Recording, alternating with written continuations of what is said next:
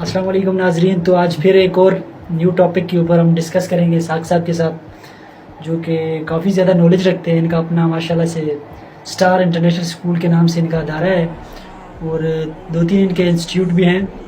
تو چلتے ہیں ساق صاحب کی جانب. ساق صاحب جو تحریک لبیک نے ایک ریلی نکالی تھی جو کراچی سے وہ لوگوں کو لے کے آئے تھے اسلام آباد کے لیے, تو وہ ان کی جو ریلی تھی وہ آ کے اسلام آباد میں کچھ مذاکرات کے اوپر انہوں نے خیرآباد کہہ دیا. تو اس کے بارے میں آپ کی کیا رائے ہے سر؟ وعلیکم السلام صدیق صاحب, کیا حال ہیں؟ ٹھیک ہیں آپ؟ شریعت سے. اچھا, میں سٹارٹ کرنا چاہوں گا. تحریک لبیک کی ریلیز تو پہلے بھی بہت ہوتی رہی ہیں اور ہم نے دیکھی ہیں. سب سے پہلے تحریک منہاج القرآن کی ریلیاں ہوتی تھیں, وہ بھی ہم نے دیکھی ہیں. اور بھی مذہبی جماعتیں بہت ساری جو دعویٰ کرتی ہیں کہ ہم مذہبی جماعتیں ہیں, تو ان کی ریلیز بھی ہوتی رہی ہیں. لیکن تحریک لبیک کا جو ہے ایک جو منشور ہے وہ اپنے آپ کو مذہبی جماعت کہتی تو ہے, لیکن ہے وہ سیاسی جماعت. تو سیاسی بیک گراؤنڈ تو اس کا نہیں ہے, لیکن یہ ہے کہ وہ سیاسی جماعت ہونے کے, کیونکہ وہ رجسٹرڈ سیاسی جماعت ہے, تو وہ چلتی ہے سیاست کے بل ہوتے ہوئے. تو ان کی جو ریلی سٹارٹ ہوئی تھی تو ہم نے دیکھا کہ جب سٹارٹ ہوئی ہے تو ان دنوں میں پی ٹی آئی پر اور باقی تمام بھی جتنے بھی ملکی حالات تھے وہ بہت زیادہ گمبھیر ہو چکے تھے, خراب تھے حالات. تو ان حالات میں تحریک لبیک کا یہ کام بنتا تھا کہ وہ ان لوگوں کے لیے, ان کے حق میں آواز اٹھانے کے لیے آگے آتی. انہوں نے بجائے اس عمل کو, اس کے لیے لوگوں کے لیے آواز اٹھانے کے بجائے انہوں نے ایک اپنا مدعا بیان کر دیا کہ انہوں نے کہا جی کہ مہنگائی مارچ نکالیں گے اور پاکستان بچاؤ مارچ ہے. تو پاکستان بچاؤ مارچ کے لیے یہ کراچی سے چلے.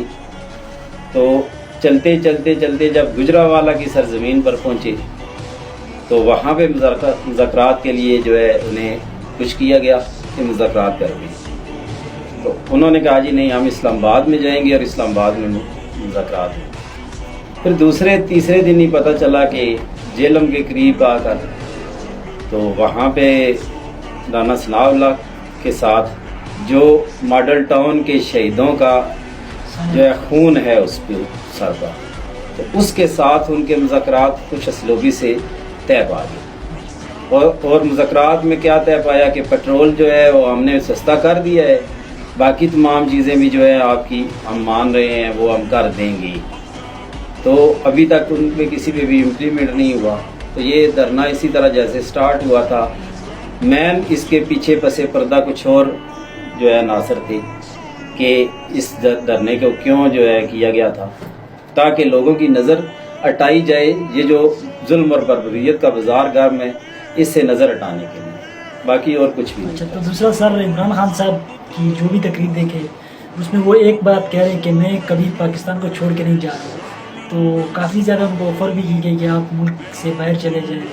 اس کے بارے میں آپ کی کیا رائے ہے کہ عمران خان صاحب کو باہر جانا چاہیے یا نہیں جانا چاہیے؟ دیکھیں جی, کام کے لیے یا کسی پڑھائی کے لیے جائے یا کسی اور وجہ سے باہر جا سکتا ہے, عام شہری, ہر شہری کا حق ہے. لیکن پاکستان سے باہر بھیجا جائے کسی کو زبردستی, یہ ممکن نہیں ہے. اور پاکستان سے باہر ہم کیوں جائیں؟ کیا وجہ ہے؟ کیونکہ ہمارا ملک پاکستان ہے, ہم نے پاکستان میں رہنا ہے اور ہم یہاں کی شریعت رکھتے ہیں.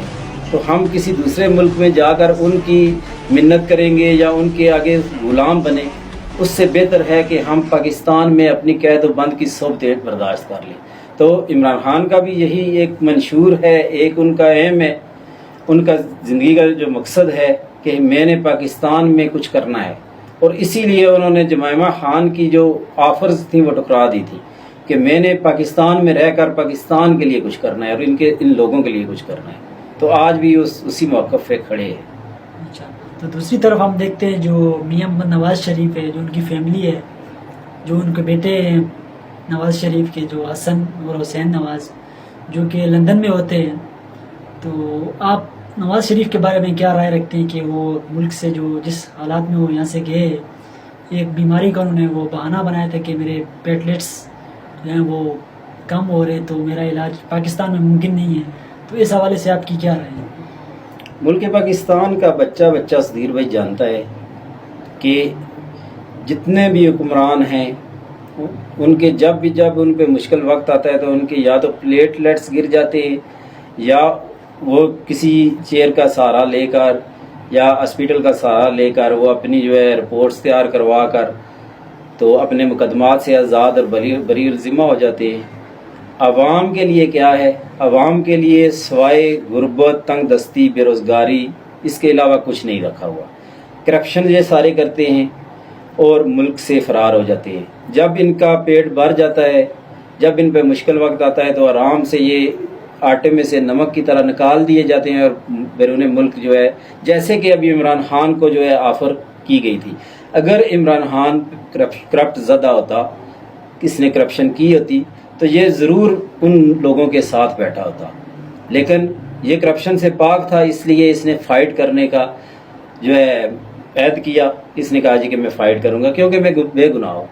تو جو کرپٹ زدہ لوگ ہیں وہ سارے پاکستان سے کما کر دولت، لوگوں کی جو ہے خون پسینے کی دولت، پاکستان کے عوام کا ٹیکس جو گٹھا ہوتا ہے وہ سارے کا سارا گٹھا کر کے بیرون ملک جائیدادیں بناتے ہیں اور پھر باقی اپنی زندگی وہاں پہ گزارتے ہیں. یہ المیہ ہے پاکستان. سر باقی جو روزگار ہے وہ بہت زیادہ کم ہے پاکستان میں، تو کافی زیادہ جو پاکستانی تھے وہ جو یورپ جانے کی تیاری میں تھے، جو حادثہ پیش آیا یونان میں، شاید وہ واقعہ پیش آیا یا ایران کا بیٹر تھا، اس کے بارے میں مجھے اتنا علم نہیں ہے. جو کشتی وہاں پہ ڈوبی ہے تو وہ کس وجہ سے ہوا کہ ہمارے پاکستان میں روزگار نہیں ہے یا لوگ کس وجہ سے باہر جانا پسند کرتے ہیں؟ جی یہ جو حادثہ ہوا ہے بہت افسوس ہے، دکھ ہے. ہمارے پاکستانی بھائی بھی تھے، لیبیا کے ساحل پہ جو سمندر میں ہوا ہے، یونان جا رہے تھے لوگ. اور یہ لوگ کون تھے؟ اس میں کچھ ایسے لوگ تھے کہ جن لوگوں کا جو ہے ایک یہاں پہ بزنس کا مائنڈ سیٹ تھا کہ ہمیں یہاں پہ کام کرنا ہے، لیکن یہاں کے لوگوں کے رویے دیکھ کر، حکمرانوں کے سیاہ چہرے دیکھ کر، ملک میں کرپشن، غنڈہ گردی کا راج ہے، یہ سب کچھ دیکھ کر پاکستان میں آج کوئی بھی کاروبار کرنے کے لیے تیار نہیں ہے. تو کچھ لوگ یہ ستائے ہوئے تھے زمانے کے، وہ لوگ باہر جا رہے تھے، یا کچھ لوگ ایسے تھے کہ جن کے گھر کا چولہا نہیں جلتا تھا تو انہیں یہاں پہ کاروبار بھی سیٹ نہیں ہے، پیسے بھی نہیں ہیں، تو زیور بیچ کر، کوئی زمینیں بیچ کر وہ باہر جا کر اب سیٹل ہونا چاہتے تھے تاکہ ہم اپنے خاندان کا پیٹ پال سکیں. سر دوسری طرف دیکھیں کہ شیل جو کمپنی تھی پیٹرول پمپ، انہوں نے پاکستان سے اپنا کاروبار جو ہے وہ انہوں نے اعلان کیا کہ ہم ختم کر رہے ہیں، اس کے بارے میں آپ کی کیا رائے ہے؟ پاکستان سے تقریباً 20% اس سال کے اندر 20% ایسے بزنس مین ہیں جنہوں نے اپنی کمپنیاں یہاں سے وڈرا کر لی ہیں، اور مزید آگے آنے والے وقت میں جس طرح کے ملکی حالات جا رہے ہیں تو مجھے نہیں لگتا کہ یہاں پر کوئی باہر سے کمپنی آ کر کوئی کام کرے گی، یا یہاں پر جو کمپنیاں لگی ہوئی ہیں وہ ٹھیک طریقے سے کام کر پائیں گی.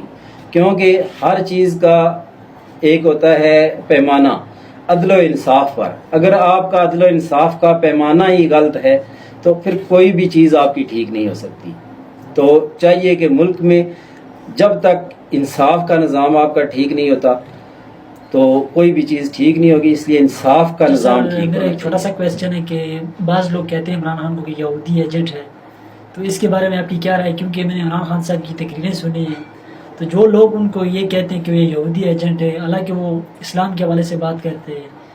جو انہوں نے تقریر کی تھی اقوام متحدہ میں وہ بھی کافی زیادہ وائرل ہوئی تھی، آپ نے سنی بھی ہوگی، تو اس کے بارے میں آپ کی کیا رائے ہے؟ صدیق بھائی یہ اس طرح میں ایکسپلین کروں گا کہ آپ کسی کو بھی بغیر تحقیق کے کچھ بھی نہیں کہہ سکتے. بحیثیت مسلمان ہم سب مذاہب کا احترام کرتے ہیں.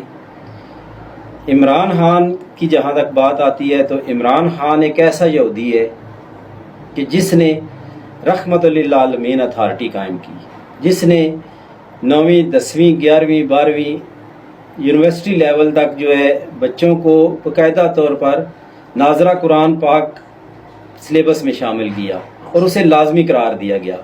یہ ایک ایسا یہودی ہے جس نے میلاد النبی کانفرنس منعقد کروائی.